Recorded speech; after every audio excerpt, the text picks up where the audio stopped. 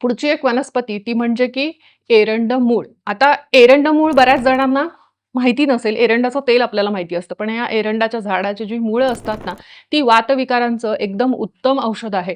वातामुळे होणारी जी डोकेदुखी आहे त्यासाठी एरंड मूळ हे अमृत आहे. ते कसं घ्यावं तर एरंड मूळ जर तुम्हाला ताजं मिळालं तर ते ताजं मूळ कुटून अर्धा कप दुधामध्ये घालायचं. त्याच्यामध्ये अर्धा कप पाणी घालायचं आणि ते उकळून घ्यायचं.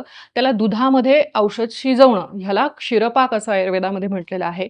ते गाळून तुम्ही जर प्यायलात, विशेषतः संध्याकाळच्या वेळामध्ये, तर पोटही साफ होतं, चिकट संडास होणे, आव होणे, बद्धकोष्ठता असणे, पोट साफ न होणे, कावीळ झालेली असणे, अशामुळे होणारी डोकेदुखी, वातामुळे होणारी डोकेदुखी, वाताचे वेगवेगळे आजार, इव्हन सciatica वगैरे ह्या सगळ्यांमध्ये खूप सुंदर काम करतं ते म्हणजे एरंड मुळाचं औषध.